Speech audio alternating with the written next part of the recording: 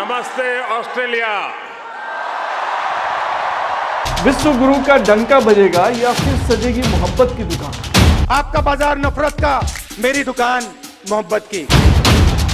400 पार या सारी कोशिश होंगी बेकार। जुड़ेगा भारत या एक बार फिर मुंह मोड़ेगा भारत। जनता की आशा, नेताजी की भाषा।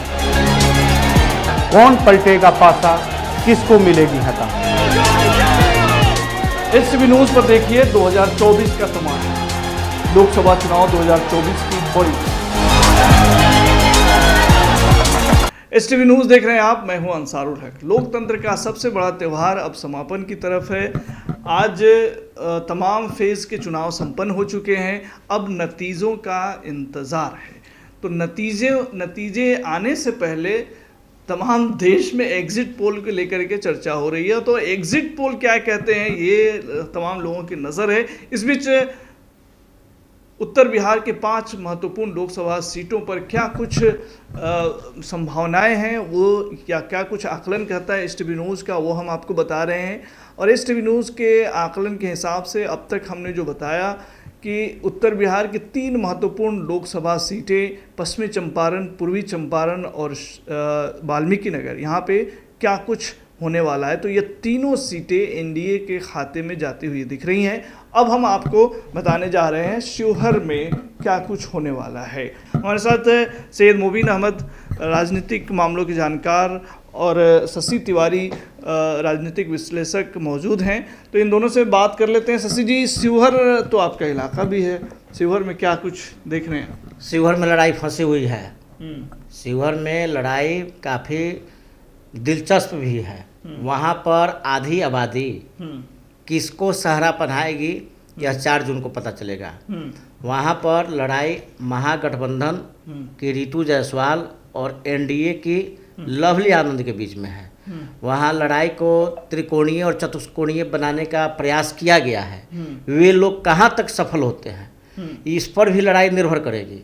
लेकिन फिलहाल जो वहाँ की लड़ाई है, विधानसभा वाइज देखिएगा तो एनडीए की स्थिति ढाका विधानसभा में उतनी अच्छी नहीं है, लेकिन चिरैया में लड़ाई फाइट है, मधुबन में फाइट है।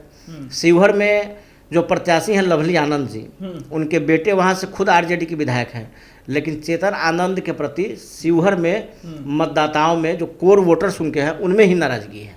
उसके पीछे रीज़न है कि क्षेत्र में बहुत कम आना, 9 के बराबर आना।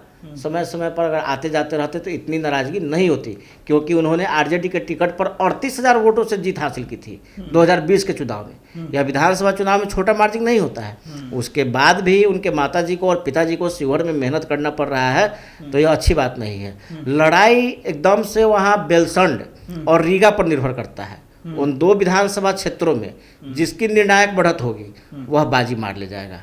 लेकिन अब देखने वाली बात है कि देश में मोदी लहर, मोदी मैजिक, ब्रांड मोदी का दौर चल रहा है। नीतीश कुमार विकास पुरुष हैं, महिलाओं के लिए इन्होंने काफ़ी कुछ किया है, आधी आबादी को मतलब इन्होंने आरक्षण दिया है, तरह तरह की बातें हैं। यह चुनाव मोदी के नाम पर लड़ा गया है। शिवहर में भी आप कई तरह की वीडियो देखे होंगे जिसमें कई तरह की बातें वायरल हुई।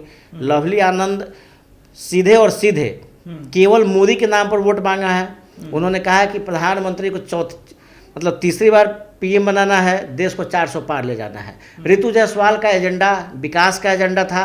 वह आनंद मोहन के जो पिछले थे कार्य उनके ऊपर अट्रैक्टिव थी, आक्रामक थी, और आक्रामक तरीके से उन्होंने अपने प्रचार अभियान को बढ़ाया और काफ़ी हद तक उन्होंने अपना कैंपेन सफल बनाया। लेकिन बात वहीं बिहार में आ जाती है गोलबंदी की। तो वहाँ पे इंडिया गठबंधन यानी आरजेडी ने प्रत्याशी तो काफ़ी मजबूत दिया था, इसमें कोई दो राय नहीं है। जैसे ही रमा देवी वहाँ से 3 टर्म से सांसद थी, हैट्रिक लगा चुकी थी, उनका टिकट काट करके लवली आनंद को जदयू से टिकट दिया गया। उनका टिकट कटा और लवली आनंद जदयू की प्रत्याशी हो गई। और उसके बाद में राजद ने बड़ा गेम खेलते हुए बैस बिरादरी से आने वाले रितु जायसवाल को टिकट दे दिया। मतलब गेम उल्टा हो गया। जो गेम 2009 में बीजेपी ने वहाँ अप्लाई किया, वही गेम अब की बार राजद ने अप्लाई कर दिया।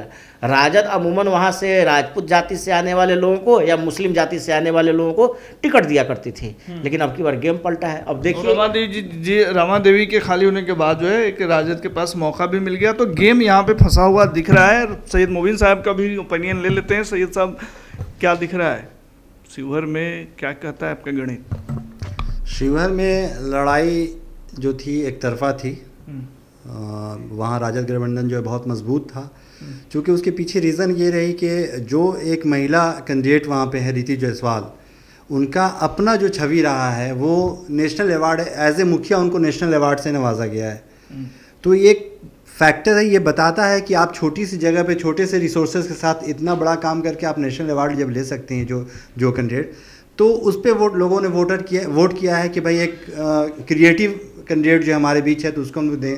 दूसरे ये कि सामाजिक ये जो है वैश्य समाज का जो ये था वो पूरी तरह से पोलराइज्ड हुआ वहाँ पे, और दूसरे जो राजपूत समाज जो था जो उसके अगेंस्ट में इनको प्रमोट किया जा रहा था वो उन पे, प्लस ये कि मुस्लिम वोटर जो है वहाँ पे बहुत एग्रेसिव पोजीशन पे थे इस बार।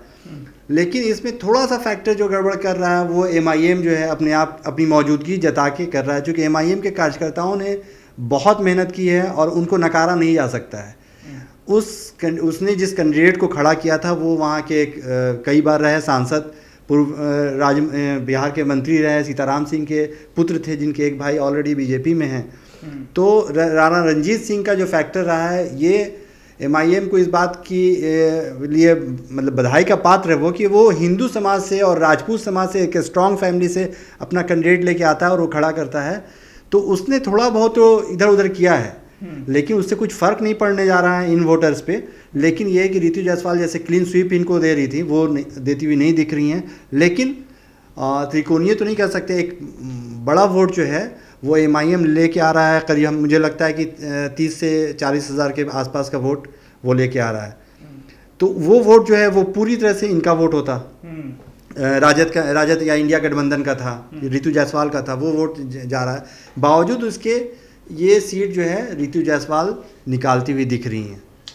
रीतू जायसवाल ये सीट निकालती हुई दिख रही हैं। और शिवहर लोकसभा सीट पर जो चुनाव संपन्न हुए थे 25 मई को, तो उसके बाद हमने एक तिवारी जी के साथ लंबा डिस्कशन भी इस पर किया था, तो वो भी आपके जहन में हो गया।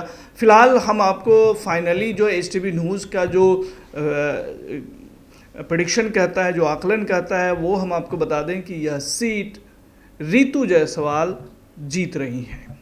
HTV न्यूज़ के आकलन के हिसाब से यह जो शिवहर लोकसभा सीट है वो महागठबंधन या इंडिया गठबंधन के खाते में जाती हुई दिख रही है, क्योंकि वहाँ पे जो रीतू जायसवाल और लवली आनंद के बीच जो मुकाबला था उसमें कहीं ना कहीं रीतू जायसवाल को लोग ज़्यादा पसंद करते नज़र आए HTV न्यूज़ के आकलन के हिसाब से। हालांकि क्या होगा ये तो 4 जून को पता चल ही जाएगा, लेकिन ऐसा प्रतीत होता है कि यह सीट महागठबंधन जीत लेगी। नमस्ते ऑस्ट्रेलिया। विश्व गुरु का डंका बजेगा या फिर सजेगी मोहब्बत की दुकान? आपका बाजार नफरत का, मेरी दुकान मोहब्बत की। 400 पार या सारी कोशिश होंगी बेकार? जुड़ेगा भारत या एक बार फिर मुंह मोड़ेगा भारत? जनता की आशा, नेताजी की भाषा। कौन पलटेगा पासा, किसको मिलेगी हता? HTV न्यूज़ पर देखिए 2024 का तमाशा, लोकसभा चुनाव 2024 की बड़ी